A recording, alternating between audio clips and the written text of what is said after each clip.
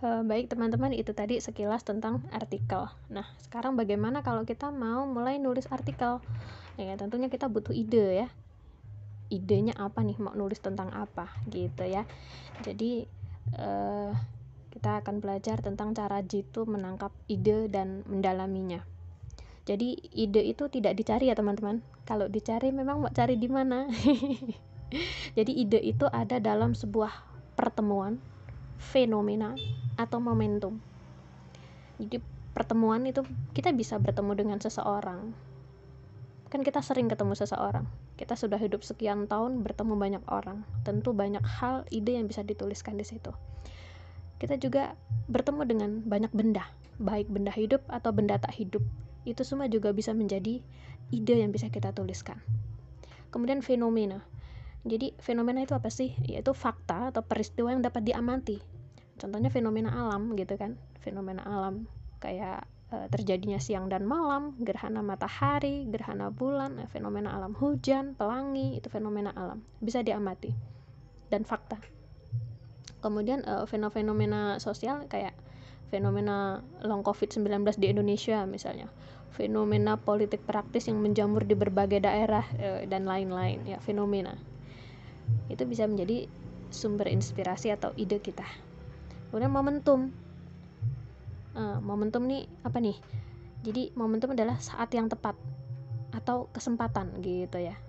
Contohnya misalnya ada orang bilang, wah sayang nih momentum besar ini kalau kita nggak gunakan dengan baik gitu. Sayang nih, ini momentum besar nih gitu kan ya. Nah itu adalah saat yang tepat atau kesempatan. Nah itu adalah 3 hal ya, ide itu ada. Jadi pintasan ide itu sangat cepat ya teman-teman, seperti secepat halilintar, wush begitu. Ya karenanya kita juga harus segera menangkapnya gitu, karena saking cepatnya. Sebelum lepas dan tidak berbekas, seringnya ide itu hadir di momen yang gak terduga. Biasanya begitu. Bisa ide itu datang saat lagi nunggu. Kita lagi nunggu, misalnya nunggu antrean, misalnya nunggu di halte bis, nunggu di stasiun, lagi santai, lagi baca-baca buku, baca koran, lagi nonton TV, lagi piknik ya. Atau mohon maaf ya, lagi termenung misalnya. Bisa saja kan ide-ide itu lewat gitu. Jadi harus kita tangkap itu idenya. Jadi semua serba tak terduga dan berlangsung hanya dalam hitungan detik. Nah, jika teman-teman tidak segera menangkapnya, selekas itu juga bisa lepas dari ingatan, ya kan? Jadi benar tuh kata pepatah yang mengatakan bahwa pikiran yang sekuat apapun tidak bakalan bisa mampu mengalahkan catatan ya. Jadi itu kuncinya tuh. Jadi cara menangkap ide itu adalah dengan mencatatnya. Bisa di notebook ya, di HP, di laptop kita dan lain-lain. Banyak cara untuk menulis ya. Nah, jadi cara ini adalah cara yang paling efektif supaya ide kita nggak keburu kabur dari ingatan kita gitu. Jadi simpan ide-ide yang telah berhasil kita catat itu. Suatu saat pasti ada gunanya. Kita kalau mau nulis kehabisan ide, misalnya kehabisan ide ya, bisa buka lagi catatan kita gitu. Bahkan Ahmad Tohari tuh bisa dikata sebagai penjegal ide yang baik. Ya, dia terkenal sebagai penjegal ide ya, karena dia itu selalu mencatat ide yang melintas di pikirannya dalam catatan, sejenis kayak buku diary gitu. Nah, jadi tahu nggak teman-teman kalau catatan-catatan ide beliau itu yang di tahun 70-an dulu ya, baru 20-an tahun setelahnya beliau tuh baru nulis cerpen atau novel. Bayangin selama itu gitu, 20-an tahun baru ide itu bertelur menjadi karya gitu, jadi novel, jadi cerpen gitu ya. Nah ternyata ide itu juga sanggup loh bertahan hingga puluhan tahun asalkan kita mencatat gitu. Tapi yang perlu kita ingat bahwa undang-undang kita tidak melindungi ide teman-teman. Undang-undang kita hanya melindungi karya ya. Jadi kalau ide itu tidak segera dieksekusi, ya sudah, kalau diambil orang kita nggak boleh protes gitu. Kenapa? Karena tidak dilindungi undang-undang tadi. Berniat mau nulis tentang apa? Misalnya tentang cara menangani anak tantrum misalnya. Baru sebatas ide aja tapi nggak nulis-nulis. Terus tiba-tiba ada orang yang nulisin itu. Loh, itu kan ide saya, sudah ditulis orang, ya nggak boleh protes, salahnya nggak segera dieksekusi gitu ya. Nah, kemudian satu lagi, jangan sampai catatan itu hilang atau terhapus ya. Jadi kumpulkan ide-ide itu dalam folder khusus atau buku khusus ya. Nah, lebih bagus lagi di situ selipkan tanggal dan tepat di mana ide itu muncul pertama kali. Lebih baik kalau ditambahkan sedikit keterangan tentang ide itu. Nah, itu lebih memudahkan kita. Contohnya misalnya begini. Pada tanggal 11 Januari copet tertangkap tangan, misalnya kita ngelihat itu tuh. Keterangannya di mana? Di bis yang penuh sesak. Pencopet seorang bocah umur sekitar 10 sampai 12 tahun. Tertangkap tangan mencopet tas ibu-ibu. Bisnya kemudian berhenti. Anak itu tubuhnya kurus, remuk dihajar oleh massa. Seorang polisi segera menyelamatkan pencopet cilik yang malang itu. Tempat kejadian di Jalan Jenderal Sudirman. Nah, jadi ada keterangan sedikit seperti itu ya. Jadi tidak hanya tanggal atau momentumnya apa, harinya kapan, tapi juga ada keterangan yang memudahkan ingatan kita untuk mengingat kembali. Nah, itu contoh sederhana bagaimana sebuah catatan ide itu lengkap dengan penjelasannya, tapi tidak terlalu panjang. Dan ini sangat berguna untuk kita membuka jalan ya jika suatu saat kita ingin memperdalam ide itu lagi. Begitu juga ketika kita lagi berselancar nih di portal berita online misalnya, tiba-tiba ide muncul ya untuk buat nulis artikel setelah baca berita aktual itu. Nah, segera deh teman-teman catat idenya, kemudian buat poin-poin yang terkait dengan ide itu yang kita ketahui waktu itu. Catatan ide itu nanti bisa dikembangkan lagi. Jadi teman-teman bisa riset data dan detail beritanya ya di waktu yang berbeda. Jadi sekali klik di Google, di mesin pencarian ya, teman-teman akan dapatkan semua informasi yang relevan sebagai bahan tulisan kita gitu. Boleh browsing, tapi penting jangan copy paste itu aja ya. Nah, berikut ini ada beberapa tips praktis bagaimana caranya memancing, menangkap, dan mendalami sebuah ide. Yang pertama, pikirkan hal yang paling aneh. Ya bisa aja gitu kan, ketika teman-teman melihat hal yang biasa-biasa aja waktu sarapan, mungkin teman-teman sudah biasa melihat hidangan yang ada di atas meja ya. Ada nasi misalnya, ada kalau yang pakai bubur ya bubur ayam, lontong, pecel, roti gitu, ada buah misalnya. Nah, ini kita coba berpikir yang sedikit aneh. Coba teman-teman bayangkan bagaimana dalam kondisi banjir di mana-mana, terus orang lagi butuh makan. Solusi apa yang bisa memenuhi kebutuhan pokok itu? Nah, begitu juga dengan nasib para pengungsi di penampungan. Apakah mereka bisa makan dengan layak? Terus kondisi kemarau berkepanjangan misalnya, bagaimana solusi supaya tidak terjadi kelaparan?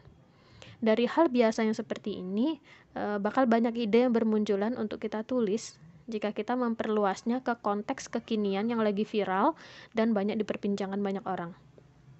Itu satu, mikirin hal-hal aneh. Yang kedua, melawan kebiasaan umum kita yang itu-itu saja dan membosankan. Jadi teman-teman mungkin sudah biasa melihat tukang sapu jalanan yang berpakaian kuning atau orange ya, agak kotor gitu, biasa kan ya. Jadi apa yang ada dalam pikiran orang-orang waktu pagi hari melihat ada tukang sapu yang menyapu jalanan memakai dasi dan jas? Nah, seperti apa ceritanya? Atau buru-buru atau apa namanya, ada seorang ketua ya, kadin di kota tertentu misalnya, demo sendirian bawa mobil mewah, kemudian menuntut perbaikan pelayanan perizinan usaha. Nah, itu kan hal-hal yang menarik untuk ditulis kan ya, gitu. Karena kita melawan dari kebiasaan yang terjadi, kebiasaan yang biasa kita lihat gitu. Atau memandang dari sudut yang lain gitu. Yang ketiga, pertanyakan hal-hal remeh yang mungkin saja tidak pernah ditanyakan oleh orang lain. Karena mereka menganggap itu hal yang remeh, tidak penting gitu. Pertanyaan yang paling konyol terkadang paling berkesan dan memancing si ide tadi nongol gitu. Kalau tiba-tiba Presiden Donald Trump misalnya tiba-tiba ajak siapa ya, ajak artis kita gitu, ajak dinner di Gedung Putih misalnya, apakah perang dunia ketiga bisa ditunda? Aduh, lucu ya, ya itu hal aneh lah ya. Kemudian eh teman-teman bisa bayangin nih, idola teman-teman misalnya siapa gitu ya, tiba-tiba nongol di ruang tamu rumah kita. Apa yang akan kamu lakukan? Atau sekiranya teman-teman jadi presiden dan minta untuk memutuskan suatu keputusan tentang apa nih, KPK, apa yang akan teman-teman putuskan dan lain sebagainya ya. Berat ini. Jadi sering pertanyaan nyeleneh seperti ini bisa memancing ide-ide keren gitu loh ya, sebagai bahan tulisan kita gitu. Yang keempat tentunya banyak baca ya. Sebagai seorang penulis ini adalah konsekuensi gitu ya.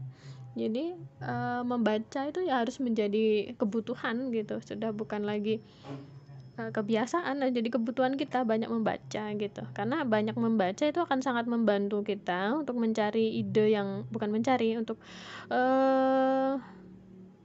memancing ya sebuah ide yang unik dan khas gitu. Jadi banyak loh penulis yang mendapatkan ide-ide baru setelah membaca buku. Walau bukunya itu tidak sesuai dengan apa yang sedang mereka tulis gitu. Jadi membaca buku yang bertema aneh juga dapat memancing ide baru. Yang gak kalah anehnya juga berdatangan ke dalam pikiran kita gitu. Yang kelima, sering-sering deh kita cuci mata gitu. Atau sekali-kali menantang diri sendiri gitu dengan tantangan petualangan. Cuci mata di sini bukan mejeng ya atau kelayapan di mall tanpa tujuan yang nggak jelas gitu, tapi buat sebuah perjalanan khusus dan ada misi yang harus kita capai. Misalnya apa ya? Misalnya menaklukkan puncak Merapi, lintas alam, hiking, camping. Nah, ini bagi yang hobi sih, kalau yang nggak suka ya nggak suka. Atau kegiatan outdoor lainnya deh yang lebih mudah gitu, jalan-jalan di kebun gitu. Nah, itu sangat memungkinkan buat kita menemukan ide-ide baru yang lebih segar ketika melihat alam ya. Pengalaman yang teman-teman dapatkan itu adalah ide yang paling kuat dan mengesankan untuk teman-teman tulis. Atau sesekali juga kita bisa mengunjungi perkampungan yang kumuh, misalnya ya di pinggir kota, tempatnya dekat pembuangan sampah, misalnya di panti jompo, dan tempat-tempat yang nggak terpikirkan oleh orang lain gitu. Maka kita akan mendapatkan perspektif yang berbeda tentang sebuah realita, sesuatu yang benar-benar berbeda. Ya, mungkin berbeda dari pandangan kita selama ini gitu. Kemudian yang keenam, tipsnya tidur yang cukup. Ya, tidur yang cukup. Kenapa? Istirahat gitu ya. Jangan terlalu lelah. Istirahat, pikirannya juga harus istirahat. Nah, bisa aja kita juga bisa menemukan ide loh saat tidur. Kok bisa ya? Iya. Teman-teman pasti tahu lah kalau mimpi itu cuma dialami oleh orang-orang tidur ya. Apa teman-teman belum tahu kalau mimpi itu adalah salah satu pintu bagi datangnya ide? Itu pintu itu untuk mendatangkan ide. Malahan idenya bisa aneh-aneh dan lucu-lucu loh kalau dari alam mimpi. Kebiasaan yang bagus kalau teman-teman sering menyelipkan buku saku di bawah bantal. Ini dulu sering saya lakukan waktu masih remaja. Jadi pas terbangun dari mimpi itu langsung mencatat pengalaman seru saat mimpi.